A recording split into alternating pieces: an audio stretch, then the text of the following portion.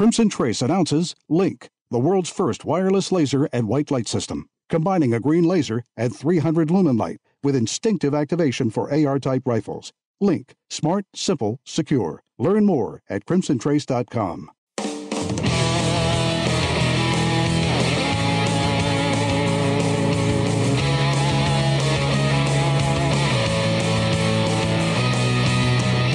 Today on Tom Gresham's Gun Talk, taking your firearms training to a new level and more gun rights news from the West Coast. Plus, call in with your questions, comments, and range reports to 866-TALK-GUN. And now, the star of the show, here's Tom Gresham. All right, it is Gun Talk. Welcome to Gun Talk. I am Tom Gresham. Glad that you could be with us. We've got a lot in store this week. Have a lot of people to talk to, and of course that includes you. If you'd like to be a part of this, just give me a call, 866-TALK-GUN, or just dial Tom Talk Gun. You know, of course, we follow gun rights all over the country. We're trying to, keep up on what's going on. And frankly, it used to be easy. We could do it on the federal level and see, what was happening.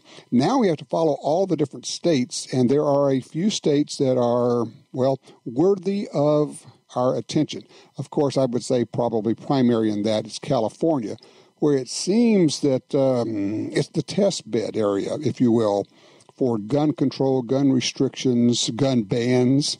And so we like to see what's going on out there. And there's no one better to get us started on that, to find out what's happening and bring us up to speed than Chuck Michel. Chuck, how you doing, man? Good. Thanks for having me on. Absolutely. Michel. Okay. Well, I guess we probably ought to explain who you are and what you guys do. When you're asked, obviously you are kind of the go-to, or you're not kind of, you are the go-to gun rights attorney in the firm in California. How long have you guys been doing this? I realized the other day it's been almost 25 years now.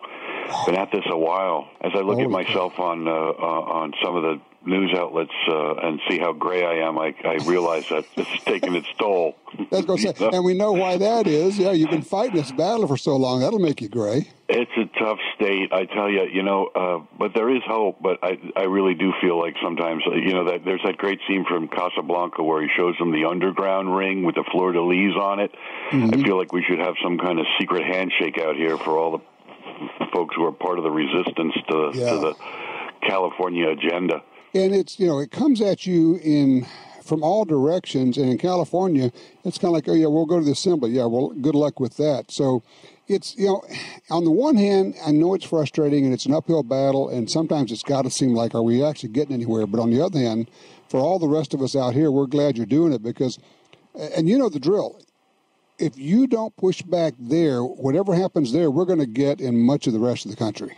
Oh, it's coming soon to a city near you, and not by accident. The lawyers for the gun ban lobby and Bloomberg basically they live and are centered out here up in San Francisco, and so they come up with model ordinances. They push model statutes at the local, state, and federal level all across the country.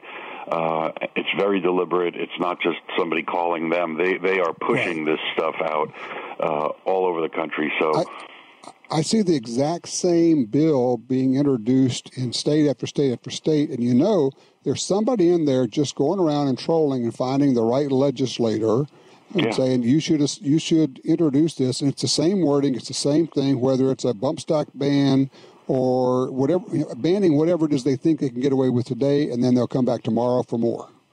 Exactly. California is we are the moldy petri dish for bad gun control ideas. Although I will say we had a pretty good week and a half here with two decisions coming out of the Ninth Circuit, which shocked a lot of people. You want to go over those two? Well, sure. The first one that happened 2 weeks ago was in the Duncan case. That's the case out of San Diego where we're challenging the state's ban on the possession of any magazine that can hold over 10 rounds. And it used to be that you could keep the manufacture and importation of those firearms and purchase of those firearms has been banned for a while, but anybody who had them before the first version of the law passed was grandfathered in. So there's still hundreds of thousands of them in the state. And Gavin Newsom didn't like that and saw an opportunity for himself to promote himself through and his campaign for governor by running an initiative that banned the possession of those for everybody. In California, the California Rifle and Pistol Association works and coordinates our efforts with the NRA legal team and experts and consultants, and we put together a lawsuit that CRPA lawyers filed down in San Diego challenging that Prop 63 and Newsom law that bans the possession of those magazines, and we got a preliminary injunction. Let's jump in because I want to make sure people understand. When you say banning the possession of these could be magazines that you have owned for 30 or 40 or 50 years. They could be a magazine for your old Browning High Power that was introduced in 1939. All of those are banned, and you have to get rid of them, right, under this law? Correct, and you don't get any money for them. You have to either destroy them, give them to police, or take them out of state. So, part of our challenge, along with the Second Amendment, was that this is an unconstitutional taking. And the judge in San Diego agreed. The trial court judge agreed and issued a preliminary injunction. Okay. Once he does that, though, we still have to keep litigating the case to get a permanent injunction. But that preliminary injunction was appealed by the California Department of Justice, the state, while we continued to litigate for a permanent injunction. So that Ninth Circuit ruling was the denial of the state's request that the preliminary injunction be invalidated. So we still have that preliminary injunction in place, and that is good news, but that is just one battle in the war to win a permanent injunction and have this law invalidated on constitutional grounds. But now, on the lower court level, there was some wording when they issued the temporary injunction that was very encouraging, was there not? Oh, absolutely. Judge Benitez down in San Diego is a sort of an immigrant/refugee from communist Cuba, and is very well aware of how tyrannical governments can come to be, and the role that firearms play in keeping that from happening. And so he gets it. I mean, he appreciates it both, I think, at a personal level and at a intellectual level. He read Heller and knew what the judges in Heller meant when they said that the right to keep and bear arms is an individual right, and it's not a second-class right, and folks are entitled to protection from the Second Amendment, from the government trying to take away their Second Amendment rights. So he really wrote a beautiful opinion, and I hope, knock on wood, that he will do something similar now that we are litigating the permanent injunction. Mm-hmm. And no doubt the state will appeal that then to the Ninth Circuit, and the Ninth Circuit will have to decide whether or not to leave that permanent injunction in place. All right, tell you what, I want to talk about the Young case coming out of Hawaii. I'm going to ask you to hold just a second. We're going to take a quick break. We're going to come back and talk with Chuck Michel out of California. Two major cases coming through the Ninth Circuit, very encouraging, and I've got a theory on that I'm going to bounce off of when we come back. The pistol that redefined pocket carry just got even better. The Ruger LCP-2 has improved sights, an easy-to-rack slide, a larger textured grip surface for a secure grip and recoil reduction, and a short, crisp, single-action trigger pull for real-world accuracy. It's so small and light that there's no reason to ever leave home without your LCP-2. A serious pistol in a pint-sized package. Learn more about the LCP-2 at Ruger.com. If you carry a gun, you need training. Your concealed carry class was definitely not training. But time, money, and obligations keep you from spending days at a shooting school. The trusted folks at Gun Talk can help. Concealed Carry 1, our DVD featuring the VADA Group, covers what gun, what holster, how to carry, where to wear your gun, and much more. Visit shopguntalk.com. That's shopguntalk.com. Look, this really is life and death. Learn how to stay aware, how to get away, and how to fight if you must. At shopguntalk.com, you can get the 2 DVD set, including Fighting with the 1911 with Tiger McKee. No matter what gun you carry, this vital training info can save your life. Learn the draw, the stance, reloading, vital gear from Gun Talk. That's shopguntalk.com. shopguntalk.com.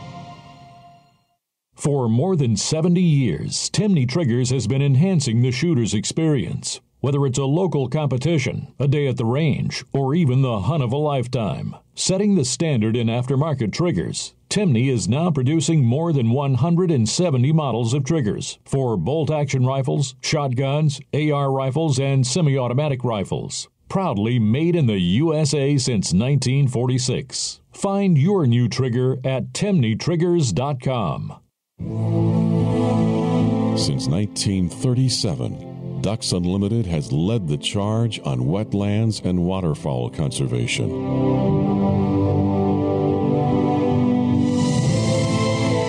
Wetlands reduce the effects of flooding and recharge our drinking water, but perhaps most importantly, they allow us to experience what makes the outdoors so great. Band together to rescue our wetlands. Now at LibertySafe.com, you can buy a Liberty Safe at a great price and receive 12 months interest-free payments with 0 down and 0% APR, with some safes as low as $20 a month on approved credit. Peace of mind, lifetime warranty, and in-home delivery service. Go to LibertySafe.com now for 12 months interest-free payments with 0 down and 0% APR. LibertySafe.com.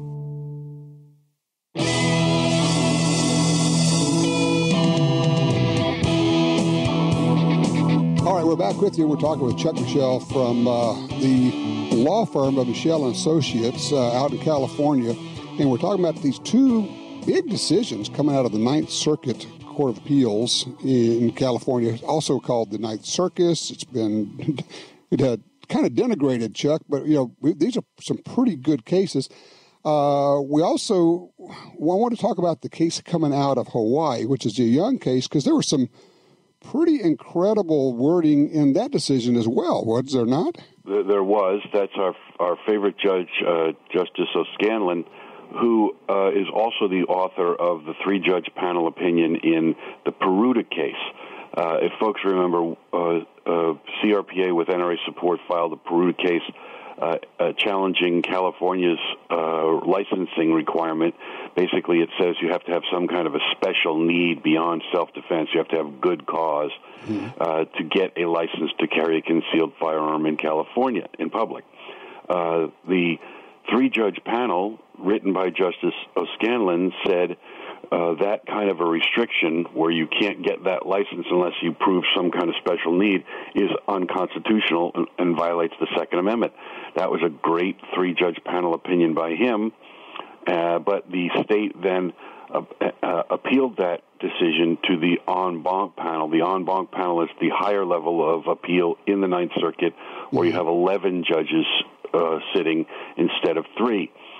And folks got to remember, in California, in the Ninth Circuit, two-thirds of the judges are progressive, appointed by Democratic presidents. Right. So you've got a 2 to 1 odds of getting a judge, that will recognize the Second Amendment. It's not always that simple. It's not quite just R and D. Sure. But generally, that's the way it shakes out. So in the Peruta case, the en banc panel overturned the 3-judge panel ruling, and said that there is no right to carry a concealed firearm in California, no Second Amendment protection for carrying a concealed firearm in California. Now, interestingly enough, we never just asked about concealed. Our position in that case always was you have a right to carry one way or another, either openly or concealed. In California, they basically banned both, and you can't do that. But the en banc court dodged the issue of open carry and just addressed concealed carry. And that was a 7-4 decision. 4 of the judges, the R's, the Republican judges, all called the other 7 out on that and said, you're not answering the right question, and this is gamesmanship, intellectual gamesmanship, which is exactly what it was. Okay, so take us to this Young decision coming out of Hawaii, because that's an add-on. Now that you've gotten kind of the background, that's what makes this decision so important, I think. Exactly, because as soon as the en banc panel came down in Peruta and said you don't have a right to carry concealed but dodged the issue of whether you carry open, we filed a case in California, the Flanagan case, to resolve the open carry question, and a case from Hawaii came out at around the same time, also saying you have to answer this question of the right to open carry. Mm-hmm. And so the Young case finally made it up on appeal, and Justice O'Scanlan was on that 3-judge panel.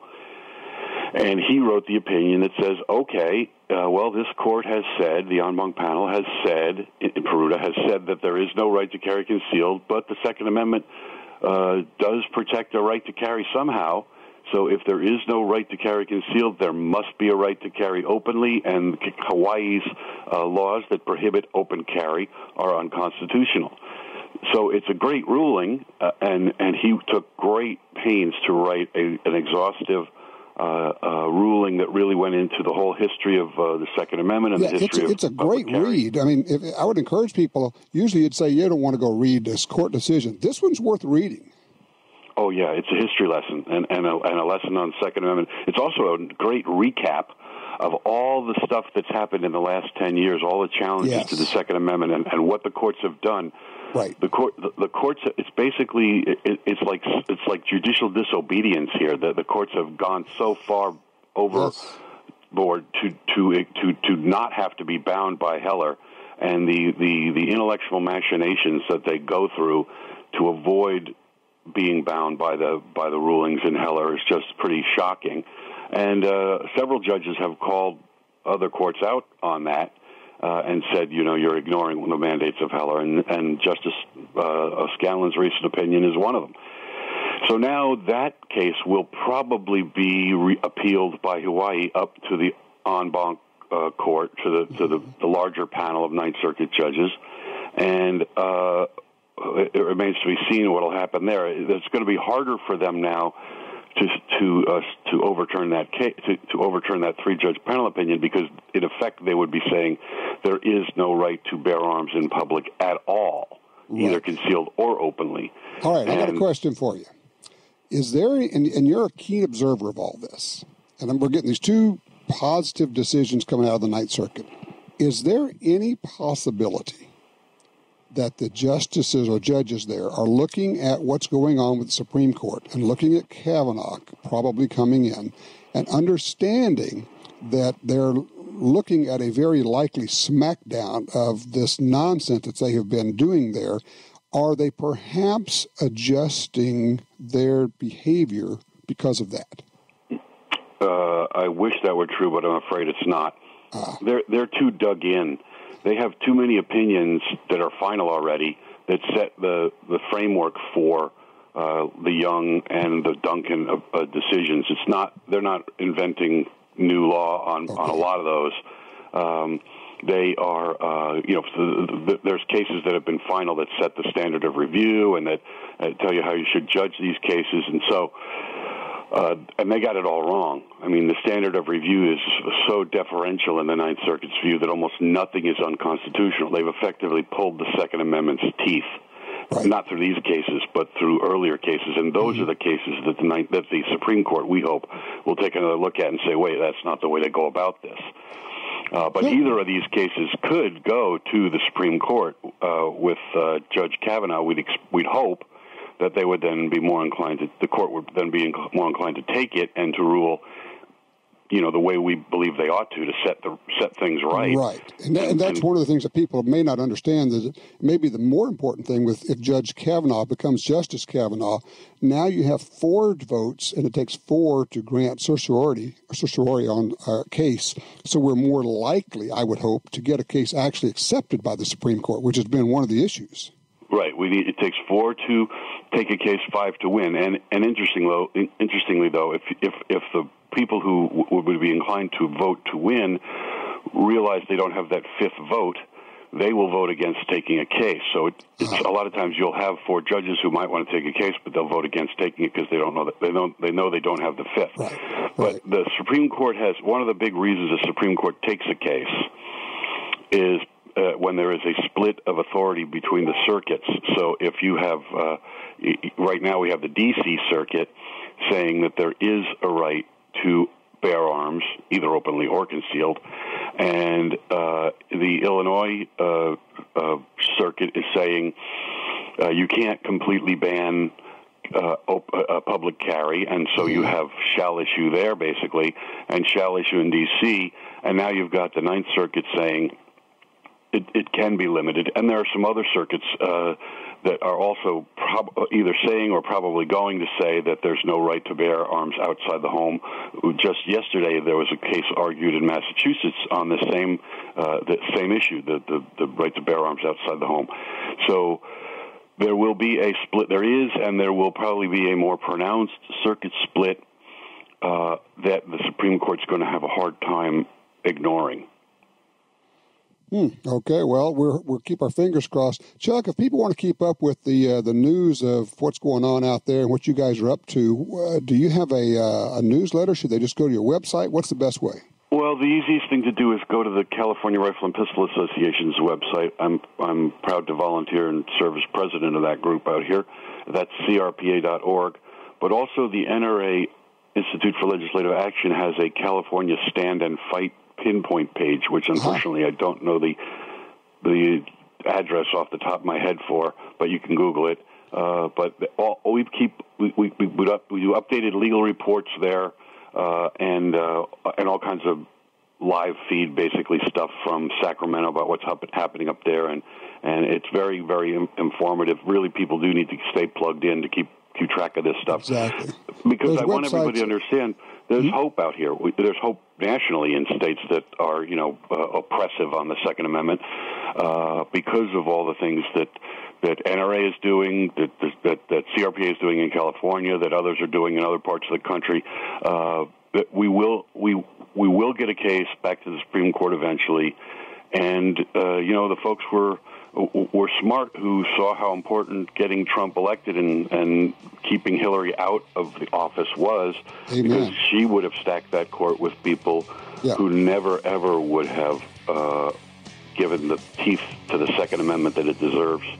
Exactly. Chuck, look, thank you so much. And by the way, that if you want to check it out, it's crpa.org and nraila.org. Chuck, Michel, doing a great job out there. Thank you again. We really appreciate what you're doing. Anytime. Glad to be on. All right, Chuck, Michel, always on top of things. By the way, if you're in California and you want to get involved, crpa.org. That's the California Rifle and Pistol Association. That's your group. We'll be right back with more Gun Talk.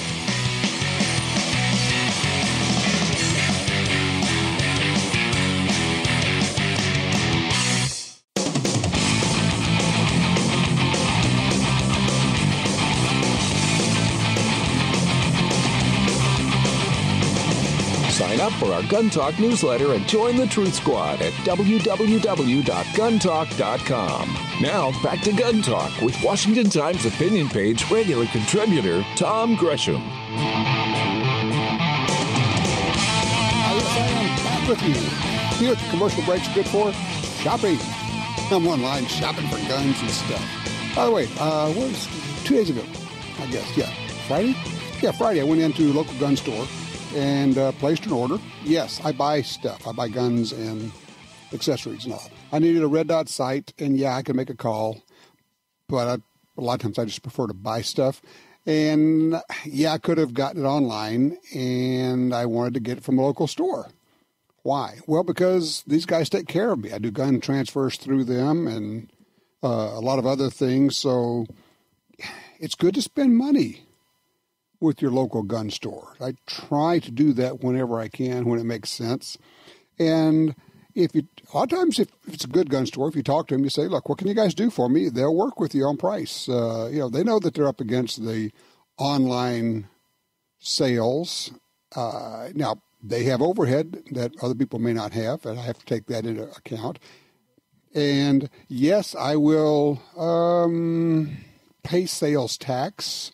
That's going to be there. It's just kind of a given. You're going to pay sales tax. But it's okay. I don't mind that. Why? Because I want my gun store to be in business. I want it to be there next time I go there. And it's a tough deal. I mean, anybody in retail understands it's a tough deal out there. By the way, when I was there, they were showing me, one of the guys just got in for himself, a Ruger single action in 320 single action revolver in 327 Federal. Okay, that's cool. He was pretty jazzed. Bird's head grip, too. Really sweet. So, anyway, I was doing a little shopping there and do a little shopping online, looking at what's new, what's cool. At the same time, I like to look at what's old. Question for you. We are, take a look at the calendar, right at the end of July, about to kick into August. And I'll have some news about that in just a second, something that's going to happen August 1. We are very close to hunting seasons opening. In a lot of states, September 1 is the opening of dove seasons and some other things, depending on where you are. And October, November will be here before you know it. A couple of thoughts. One, now would be a good time to go out to the range and shoot your hunting guns again. Make sure they're working as they should. Here's why. Right now, you can probably get your gun to a gunsmith and get something done to it. Along about October, when everybody else has gone to the range and sighted in their rifles and started to shoot and going, oh, man, that's not working right. Oh, I forgot I didn't get that fixed last year. Yeah. And the gunsmiths are going to be jammed. And they'll say, yeah, we can get this to you in 6 weeks. 6 weeks? But the hunting... Yeah, I know. The hunting season opens then.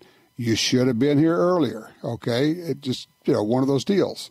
Yeah, you also have to make sure that everything is working. It's working with the ammo. If you change... By the way, if you intend to change ammunition, you need to go check your rifle again and sight it in again, because different ammo, generally speaking, is going to shoot to a different point of impact. That's neither good nor bad. It just is. It's the way the thing works, okay? All right, here's an interesting call out of, let's see, Seattle, Washington, line 3. Becca's with us. Hey, Becca, what in the world is going on at your house? Well, my husband managed to bring home some bed bugs, and we're going to rent heaters to kill them. The heaters can reach 160 degrees Fahrenheit.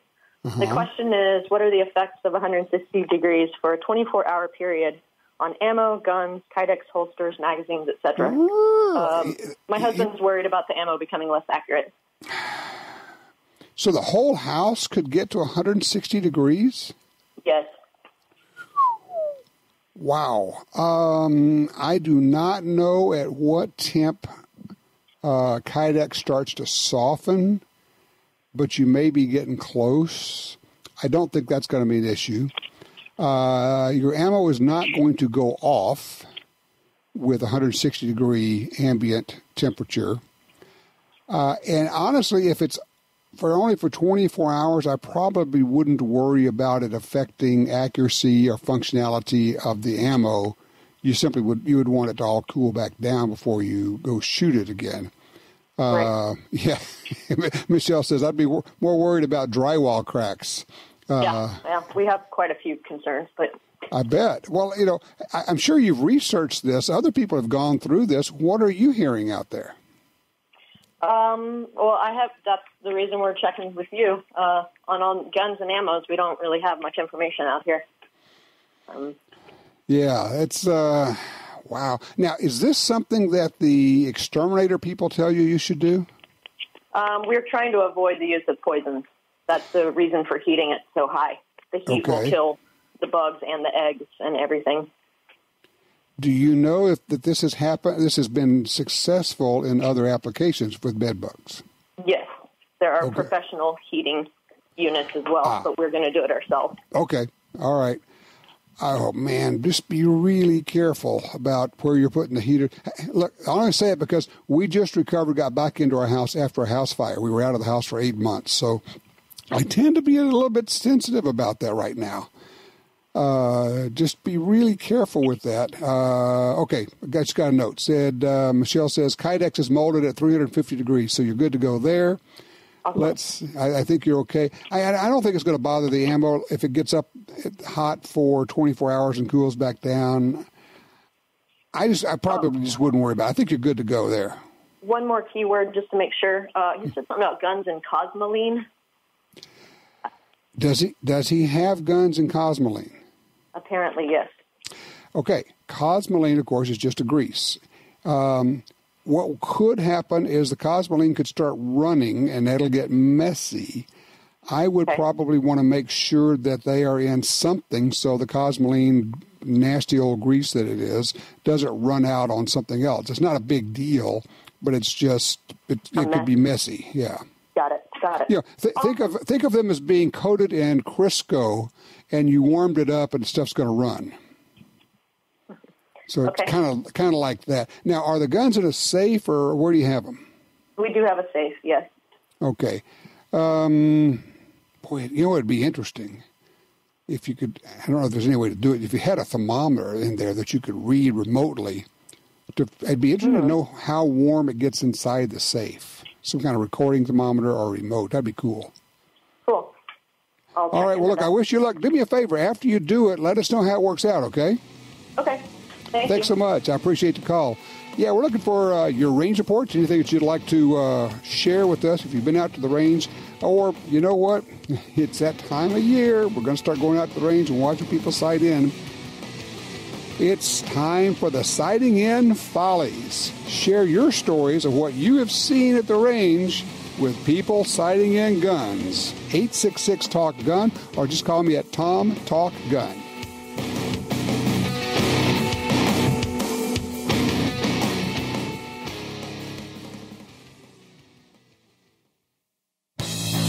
Built for personal and home protection, the Smith & Wesson M&P 380 Shield EZ pistol features an easy-to-load magazine with load assist button, an easy-to-rack slide, and the M2.0 crisp trigger and enhanced grip texture. With its easy-to-rack, easy-to-pack, and easy-to-shoot design, the M&P 380 Shield EZ is perfectly sized 380 protection. Find out more at smith-wesson.com.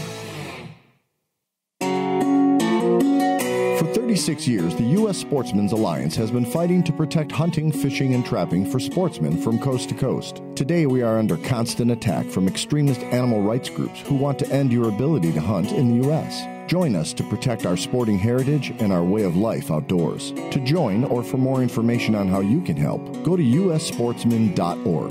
That's ussportsman.org.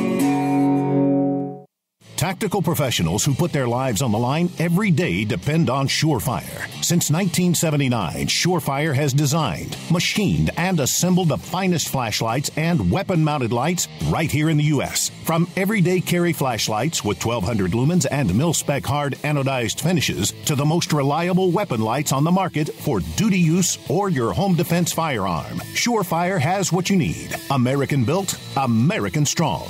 Visit surefire.com.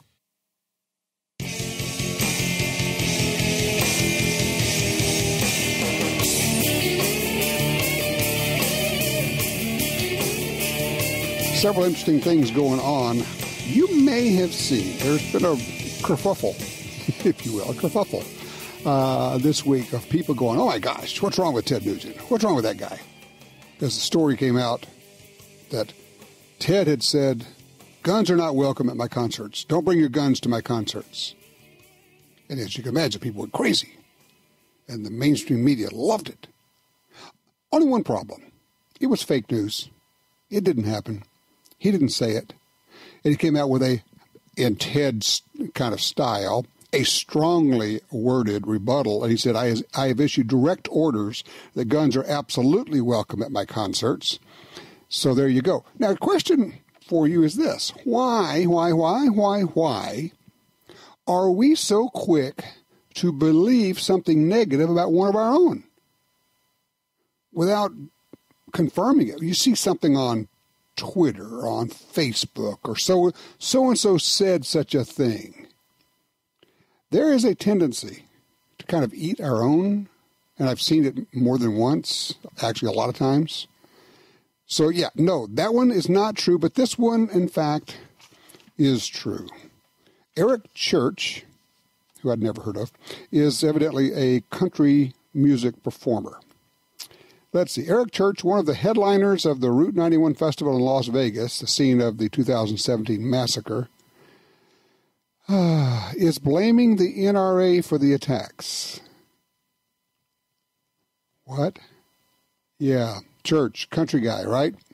Blaming the NRA for the attacks, not the shooter. Church is speaking out, blaming the NRA and gun lobbyists for being a roadblock to gun safety, according to a recent interview with Rolling Stone. Quote, there are some things we can't stop, Church told the magazine, like the disgruntled kid who takes his dad's shotgun and walks into a high school. But we could have stopped the guy in Vegas. Really? He says, this is the one that'll get you. I don't care who you are. You shouldn't have that kind of power over elected officials. To me, it's cut and dried. The gun show loophole would not exist if it weren't for the NRA. So at this point in time, if I was an NRA member, I would think I had more of a problem than a solution. So let's see. He's bought into the myth of the gun show loophole. Just let's review that. All the laws outside a gun show apply inside a gun show. There is no loophole for gun shows. All city, state, and federal laws, gun laws, apply. Gun shows are no different from any other place. It is a total myth. It's a fabrication of the fake news mainstream media. But more than that, he says no one should have that kind of power. Well, let's review. What is the NRA? It's you. It's me. It's 5 million members. It's a bunch of us getting together to say, we can't each of us, go to D.C. So why don't we band together to increase our presence and hire some people to represent us? It's called grassroots activism. It's called a constitutional republic in action. It's called being a part of the government, which is what we are doing. It's not a case of some omnipotent, unanswerable being or entity telling Congress critters what they need to do. It's you, it's me, it's my wife, it's my son, it's my daughter. It's all of us, gun owners. And there ought to be an awful lot more NRA members, by the way. 110 plus million gun owners and 5 million NRA members. That's shameful. So, okay, the guy's name is Eric Church. You can factor that in for whatever you think. All right, we had the conversation with Chuck Michel earlier in this hour, and you probably saw the stories. Defense Distributed, that's Cody Wilson. We've had him on the show a number of times. Got the settlement with the government that says he can publish, remember that, publish information on the internet that is their files that people can use for 3D printing of firearms. Got it. The gun ban lobby has lost its ever-loving mind over this. So, let me make sure I get this right, okay? It is 3 groups, three of the country's largest gun violence prevention groups, so-called, filed a motion in Texas federal court Thursday, like at midnight, asking a judge to intervene and block Defense Distributed from being able to publish the file. So they don't like First Amendment either, I guess. Let's see. It's the Brady Center, Everytown for Gun Safety, and Giffords Law Center to Prevent Gun Violence. I filed the motion just after midnight Thursday, and the hearing was set for 2 p.m. on Friday. It did not give our side very much time. Our lawyers worked frantically for almost 48 hours. The short version is they went into court on Friday, and the lawyer for the gun ban groups made a total ASS of himself, with the judge basically having to rein him in because all he wanted to do was rant and rave about guns are bad and guns are evil, and this is going to he said, but the law, we're here to talk about the law. In the end, the judge says, no, you don't get an injunction. Forget it. It's not happening. And so this is moving forward. There is going to be other legal action on this. You can just bet on that. The New Jersey Attorney General has said he's going to bring legal action if anybody in New Jersey downloads these files. Huh, really? We may have some more to say about that before too long. 866-TALK-GUN. Let's talk citing in follies. What have you seen at the range that made you chuckle or maybe just shake your head?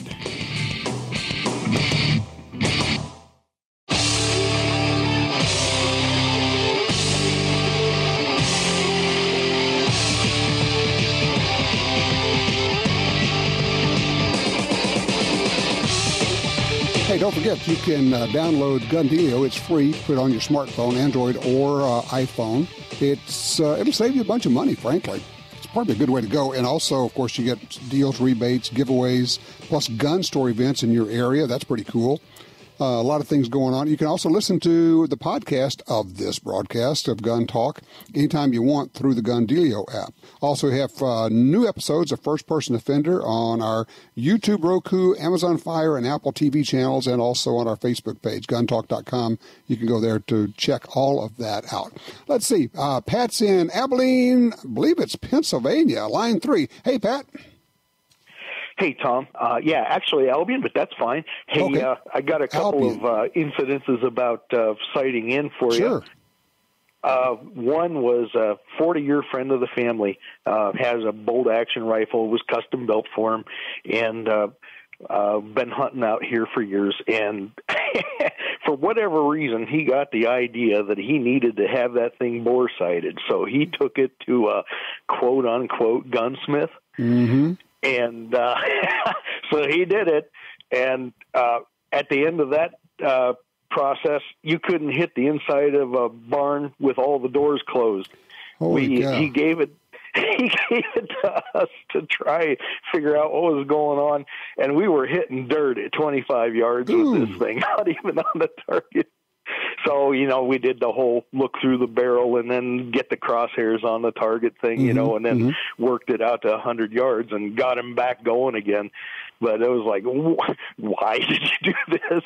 Yeah, I mean, you bore sight it once so you can get it close enough to get it on paper, and you never should have to bore sight it again. Oh, exactly. I don't know what got into them, but on the other hand, my brother built a 338-06 on a Seiko L61R Action. Nice. And it's a beautiful rifle. And but the extractor came apart on him when he was shooting at one time, and whatever happened, he ended up having to pull the barrel off to pry or poke or prod whatever was stuck in there so that he could get the bolt open. And reinstalled the barrel. 6 shots later, we were in the bullseye with the thing, So, I mean, if you know how, you know how. If you don't, you don't. That's all. Well, and that's it. It's a simple process. If you don't know how, and if it takes you a box of ammo to sight in your rifle, you need to go on YouTube, for heaven's sakes. We have videos on it, but there are probably hundreds of videos on how to sight in a rifle there. Honestly, and look, I appreciate the call, sir. Pat, thank you. That's good stuff. It should take you 6 shots. If you're already on paper, that's the whole deal. If you're already on paper, it should take you 6 shots. And frankly, even if you're not on paper, if it's a bolt action, pull the bolt, put it on sandbags, of course, pull the bolt, look down the barrel, get the barrel lined up on the target, and then without moving the gun, adjust the crosshairs so they are actually pointing at the same place, the target. You should be hitting paper at that point. Do this at 25 yards. Shoot it once at 25 yards, and then here's the deal. Listen up. Get back on the gun, aim at the bullseye, okay, and you can see the bullet hole through your scope, right? So the goal is to have the bullet hitting where the crosshairs are, but go the other way. Keep the gun steady. Don't move it at all, and then adjust the crosshairs till they move down to or up to or across to the bullet hole. Now, the crosshairs and the bullet hole are the same. Take it out to 100 yards. Shoot there. You want to do one confirming shot at 25 yards, and then take it out to 100 yards. Do the same thing. 4 to 6 rounds you should be sighted in. If it takes you more than that, you may have a problem. So, it may be that you don't have a solid rest. Sandbags, good rest, good shooting technique, good smooth press on the trigger. Don't yank it, don't jerk it, don't pull it. You press it. I like to say that word just that way. Press it. And then it'll go off when it's supposed to. Hey, when we come back, let's talk about self-defense techniques with an absolute expert. Whether it's rifle or pistol, you're going to learn a lot about protecting yourself and others right here.